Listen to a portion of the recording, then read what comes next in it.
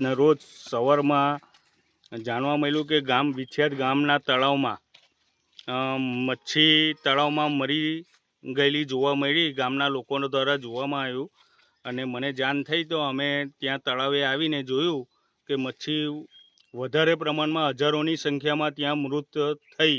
કયા કારણોસર મૃત થઈ તે હજુ જાણવા મળ્યું નથી ને તેના માટે ગ્રામ પંચાયત દ્વારા મારા ઘરમાંથી છે મિસિસને, હું ગ્રામ પંચાયતનો સભ્ય યાદવ પ્રદીપસિંહ ઘનશ્યામસિંહ, ત્યાં મામલતદારશ્રી અને તાલુકા વિકાસ અધિકારીને પણ જાણ કરવામાં આવી હતી કે ભાઈ આ રીતે ગામમાં તળાવમાં મચ્છી મરી ગઈ છે તે એના માટે આગળની શું પ્રોસેસને કયા કારણોસર મરી છે એની તપાસ થવી જોઈએ અને જે એનો ગુનેગાર હોય એને કડકમાં કડક સજા થવી જોઈએ.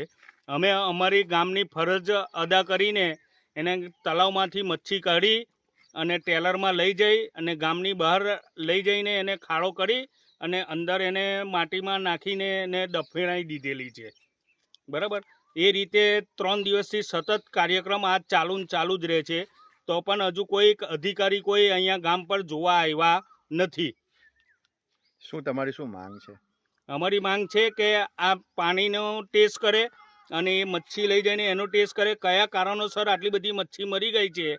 અમારા આદિવાસીઓની રોજીરોટી બી આનીમાંથી જતી રહી છે. બરાબર, એ ચોમાસામાં કંઈ કામ ના હોય તો એમાંથી મચ્છી કાઢીને બી એ વેચાણ કરીને એમનું ગુજરાન ચલાવે છે. તમે જે વહીવટી તંત્રના અધિકારીઓને જાણ કરી છે એ તમે જાણ કરી કેટલા દિવસ થયા છે આજે? મેં 2જી તારીખે જાણ કરેલી છે લેટર પર, અમારા તલાટી મંત્રીને બી વાત કરેલી છે, એમને લેટર પર એ લોકોને જાણ કરી છે, મામલતદાર સાહેબ, તાલુકા વિકાસ અધિકારી સાહેબને બી જાણ કરેલી છે, પણ હજુ સુધી કોઈ જોવા આવ્યા નથી.